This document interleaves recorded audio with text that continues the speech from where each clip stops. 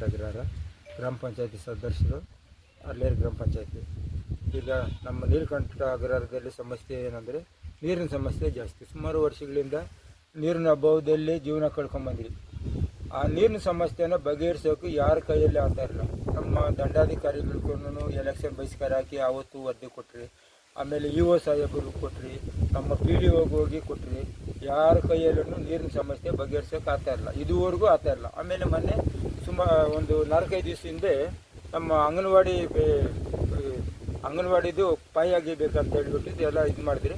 ಆಮೇಲೆ ವಾಟ್ರ್ ಮ್ಯಾನ್ಗೆ ಹೇಳಿದ್ರಿ, ನೋಡಪ್ಪ ಅಲ್ಲಿ ಪೈಪ್ ಲೈನ್ ಚೇಂಜ್ ಮಾಡಬೇಕು, ನೀವು JCB ಬರ್ತಾ ಇದೆ, ಅದು ಬೇರೆ ಕಡೆ ನೀವು ಶಿಫ್ಟ್ ಮಾಡ್ಕೊಂತ ಹೇಳಿದವನು ವಾಟ್ರ್ ಮ್ಯಾನ್ ಒಂಥರ ನೆಗ್ಲೆಕ್ಟ್ ಆಗಿ ಆ ಕೆಲಸವನ್ನು ಮುಗಿಸಿಲ್ಲ. ಸುಮಾರು 8 ದಿವಸನಿಂದ ಶಾಲೆ ಮಕ್ಕಳಿಗೆ, ಅಂಗನವಾಡಿ ಹುಡುಗರಿಗೆ ನೀರು ಕುಡಿಯೋಕ್ಕೂ ನೀರು ಇಲ್ಲ, ಕೈ ತೊಳೆಯೋಕ್ಕೂ ನೀರಿಲ್ಲ. ಆಮೇಲೆ ಈಗ ಮೇಯ್ನ್ ಬಂದ್ಬಿಟ್ಟು ಏನಾಗ್ಬಿಟ್ಟೈತೆ ಅಂದರೆ ನಮ್ಮ ಕೆರೆಯಲ್ಲಿ ನೀರಿತ್ತು, ನೀರೆಲ್ಲ ಫುಲ್ ಎಲ್ಲ ಟೋಟಲ್ ಡ್ರೈ ಆಗಿಬಿಟ್ಟೈತೆ. ಪಾಪ ಈ ಹಸು ಮೇಸೋರು, ಕುರಿ ಮೇಕೆ, ಈ ದನಗಳು ಕೂಡ ನೀರಿಲ್ದಿರೋ ಸಮಸ್ಯೆ ಆಗಿಬಿಟ್ಟೈತೆ. ಆಮೇಲೆ ಹೋಗಿ ನಾವು ಪಂಚಾಯತಿನಲ್ಲಿ ನಮ್ಮ PDO ಮೇಡಮ್ಗೆ ಹೇಳಿದ್ರೆ ಆ ಅಮ್ಮನು ಗಮನಕ್ಕೆ ತಗೊಳ್ತಾನೆ ಇಲ್ಲ. ಏನೋ ಒಂಥರ ನೆಗ್ಲೆಕ್ಟು.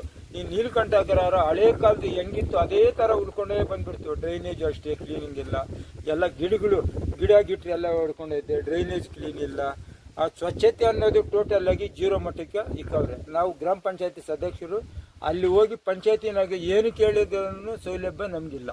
ಆ ಥರ ನೆಗ್ಲೆಕ್ಟ್ ಮಾಡಿಕೊಂಡು ಜೀವನ ಮಾಡ್ತಾವ್ರೆ ಅಷ್ಟೇ.